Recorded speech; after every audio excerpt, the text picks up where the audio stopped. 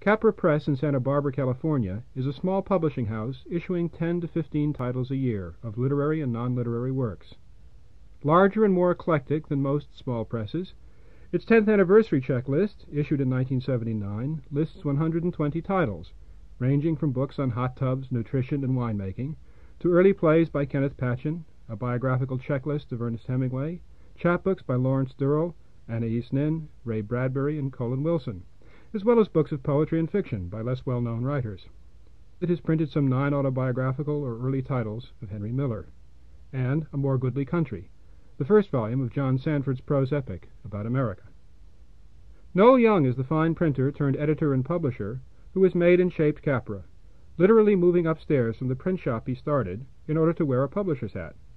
I asked Noel to describe how Capra began and where it got its name. Oh, that was a spontaneous idea that came when I was going to press on our first book, and we had the whole book printed except for the title page, and I had been using the imprint Noel Young printer because I spent 25 years as a printer printing books for other people, and I suddenly realized I didn't want to use the printer's name as a publisher's name, and so I had a fondness for goat heads and a little block of wood right next to me, and I conceived of a little goat head that I could carve with a knife as a little block print. And I thought, well, we'll go along with that. I don't want to call it the goat head press. We use the word Capricorn because I happen to be a Capricorn without too much interest in astrology, but nevertheless.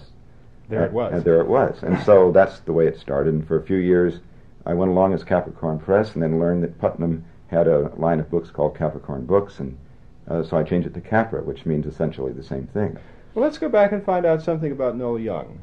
You'd been a printer for a long time. Yeah, and before that, back when I was in my early 20s, I had been a journalism major, and my dream was to be a foreign correspondent. I had read Negley Farson and so on.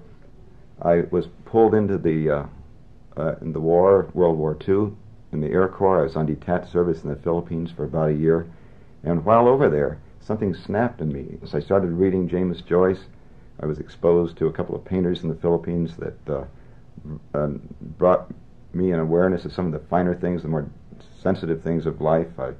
If I hadn't been married at the time, I probably would have taken my discharge over there and donned some golden robes and swum in the Ganges and lived in a cave. Nevertheless, came back to the States and didn't go back to Stanford to finish journalism. Picked up my wife and baby at that time and drove up the coast seeking Robinson Jefferson and Steinbeck country. I headed for Monterey, and the car exploded in Santa Barbara, and I've been there ever since. When was this? 1947, right after the war. I wanted to be involved with books somehow. I had a job in a bookstore for a few days, a job in a library for a few more days. I found those to be confining and actually not paying enough to support a family at that time. So I became an apprentice printer, just quite by accident.